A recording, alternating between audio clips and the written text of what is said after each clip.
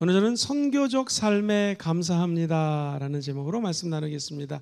선교적 삶이라고 하는 것은 단순히 선교지에 나가서 선교사로 사는 삶만을 의미하는 것이 아니라 내 가정에서 우리 자녀들에게, 부모에게, 직장에 나가면 옆에 있는 직장 동료들에게, 내가 가게를 운영하면 우리 가게를 찾아오는 손님들에게 어떻게 하면 예수 그리스도를 믿는 자의 삶을 살아낼 수 있느냐가 오늘 말씀의 주제입니다. 먼저 첫 번째로 그리스도인의 삶의 자리에 대해서 말씀을 나누겠습니다.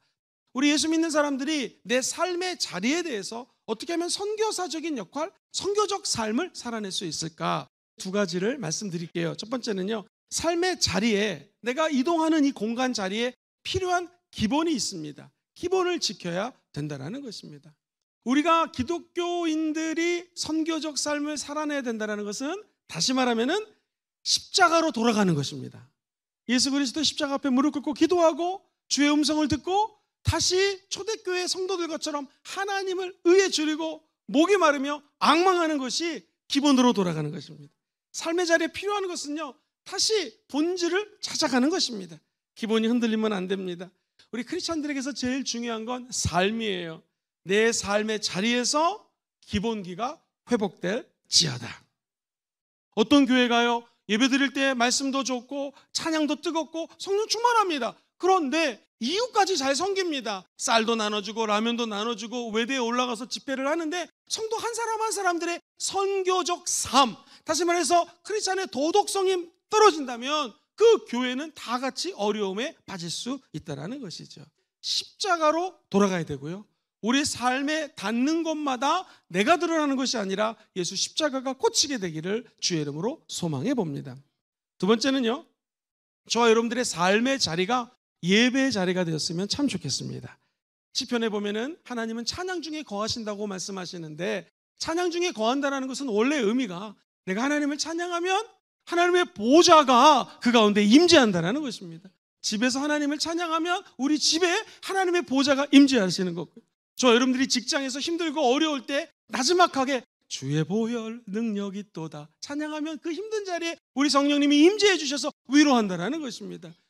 예배는요, 하나님께 복을 주세요라고 간구하는 것도 있지만 회개가 예배에 물꼬를 틉니다. 그래서 삶의 자리에서 혹시라도 직장 생활하고 사회생활 하다가 나도 잘못할 때가 있겠죠. 실수할 때가 있겠죠. 그때 하나님께 회개하는 것입니다. 뿐만 아니라 이 예배라고 하는 것은요, 감사하는 것입니다. 감사함으로 그의 궁전에 들어갈 수가 있고요, 감사함으로 하나님께 제사 드릴 때 하나님을 영화롭게 하고 그 예배를 받아주신다고 주님은 약속하셨어요. 근데 이 감사 노트는 왜 하나님이 주시는 은혜냐면요, 삶의 현장에서 감사를 찾는 거예요. 다시 말하면 내가 힘들고 어렵지만 감사거리를 찾아가지고 그 삶의 현장에서 감사를 기록하고 하나님께 감사 올렸을 때 그 자리가 예배 자리가 된다는 거예요. 목사님, 어떻게 하면 이렇게 삶의 현장에서 예배자로 살아갈 수가 있을까요? 한번 따라해 볼까요? 항상 기뻐하라, 쉬지 말고 기도하라, 범사에 감사하라. 이는 그리스도 예수 안에서 너희를 향하신 하나님의 뜻이에요. 하나님 뜻. 또 하나, 삶의 예배가 되기 위해서는요, 영적인 양식을 먹어야 됩니다.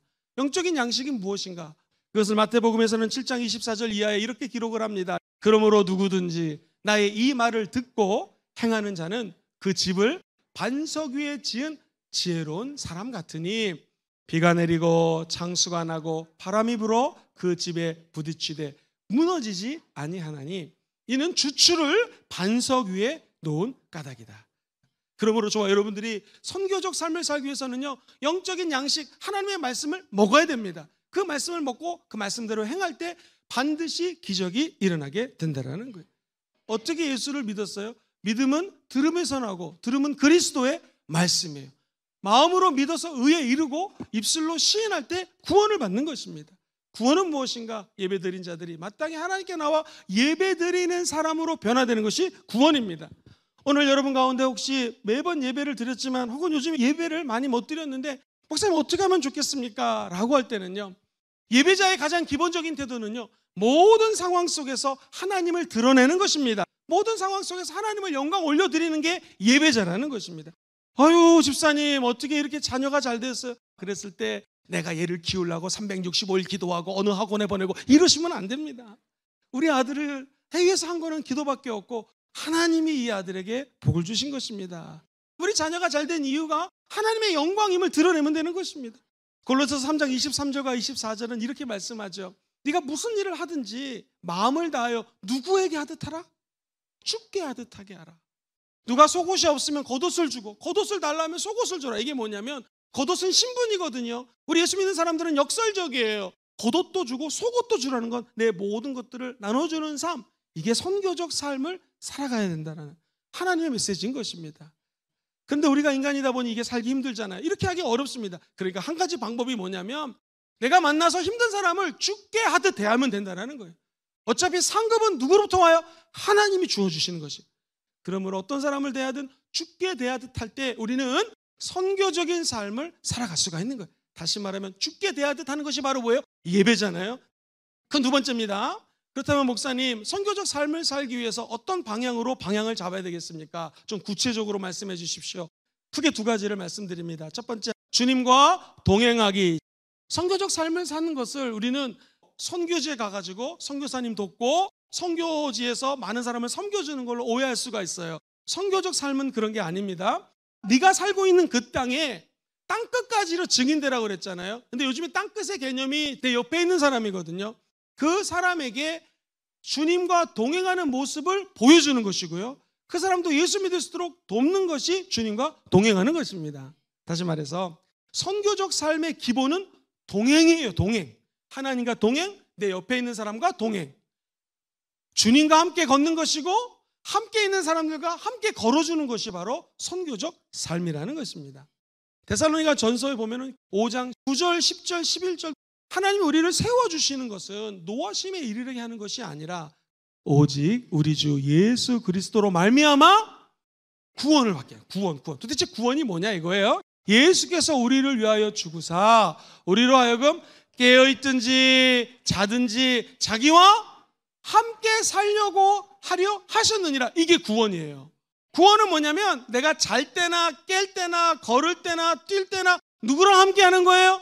예수 그리스도와 함께 하는 거예요. 어디서? 내 삶의 현장에서.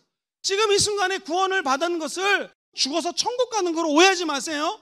영생은 하나님이 저와 여러분들이 주신 구원인데 이 구원은 지금 이 삶의 현장에서 녹록지 않고 힘들고 눈물이 나고 재정적으로 어렵고 남들은 잘 되는데 나는 안 되는 것 같은 이런 갑갑함, 다시 말해서 사방으로 우겨쌈을 당한 것 같은 이런 힘든 상황 속에서도 주님과 동행하는 것이 구원이고 영생이라는 것입니다. 선교적 삶은요, 우리 주님과 동행하시는 것입니다. 그것이 바로 구원이에요. 우리 예수님이 오신 목적이 무엇인가? 요한복음 10장 10절 도둑이 오는 것은 도둑질하고 죽이고 멸망시키려는 것뿐이요 내가 온 것은 양으로 생명을 얻게 하고 더 풍성히 얻게 하려는 것이라. 풍성히 얻게 하기 위해서 오셨습니다. 두 번째입니다. 사명 붙들기. 하나님이 우리에게 주신 도대체 사명은 무엇일까요?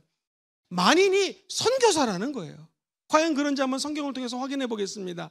마태복음 28장 19절 20절에 보면 이런 말씀이 나오죠. 너희들은 먼저 가라는 거예요. 모든 민족으로 제자를 삼아라. 아버지 아들과 성령의 이름으로 침례를 베풀어라. 내가 너에게 분부한 모든 것을 가르쳐 지키게 하라. 볼지어다 내가 세상 끝날까지 너희와 항상 함께 있으리라 하시니라.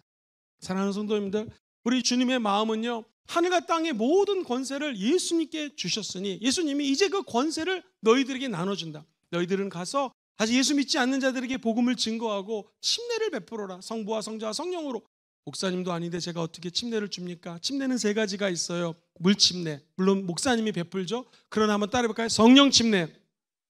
성령 안에 푹 잠겨서 세상과 나는 간대 없고 성령님의 임재를 체험하는 순간 성령 침례라고 합니다. 이것은 우리가 서로서로 기도할 때, 서로서로 중보할 때 성령 침례 받을 수가 있는 것이고요. 세 번째 한번 따라해볼까요? 불침례. 성령의 불 가운데 들어가는 것입니다. 그래서 내 죄가 없어지고 불은 거룩하게 옆에 붙게 되어 있습니다. 옆에 있는 사람에게 성령의 불을 점화시키고 전하는 사람, 그게 바로 성부와 성자와 성령의 이름으로 침례를 받으라는 주님의 명령인 것입니다. 저 여러분이 살고 있는 그 자리가 바로 선교지입니다. 여러분이 만나는 사람이 바로 예수 그리스도가 필요한 사람이래요. 여러분이 예수의 심장을 가지고 있으면 여러분이 선교사입니다. 예수의 심장이 없는 사람이 선교지입니다. 예수 심장을 갖고 있는 사람들은 선교지로 가야 되는 것이에요. 그 선교지는 미국, 남미, 필리핀, 무슨 인도 이런 선교지가 아니라 여러분이 살고 있는 삶의 바로 옆에 있는 삶의 자리라는 것입니다. 그곳에서 예수 그리스도를 증거하는 선교사와 같은 삶을 사는 것을 선교적 삶이라고 표현하는 것입니다. 마가복음은 16장 15절에 이렇게 말씀합니다. 또 이르시되 너희는 온 천하에 다니며 만민에게 복음을 전파하라. 세계 선교의 사명을 우리 주님은 사도행전 1장 8절에 이렇게 말씀을 하셔요. 오직 성령이 너에게 임하시면 너희가 권능을 받고 예루살렘과 온 유대와 사마리아와 땅끝까지 이르러 내 증인이 된다는 거예요. 우리는 선교적인 사명을 받은 사람들입니다. 그렇다면 우리의 선교지는 어디인가? 내가 있는 삶의 자리가 전 공간이 선교지고 시간마다 순간마다 그 시간들이 다 선교하는 시간이고요. 삶의 모든 영역이 바로 선교하는 시간이라는 것입니다. 말씀을 정리하겠습니다. 이 삶의 자리에서 선교적 삶은 어떤 의미가 있습니까? 기본을 지키면 됩니다. 두 번째, 삶의 자리가 예배 자리가 되면 됩니다. 선교적 삶을 살기 위해서는 두 가지 구체적인 방향이 있다면 무엇입니까? 첫 번째, 주님과 동행하십시오. 두 번째, 우리에게 주신 사명 붙들기를 주의 이름으로 축원드립니다. 가장 큰 사명은 복음 전파의 사명인 줄 믿습니다.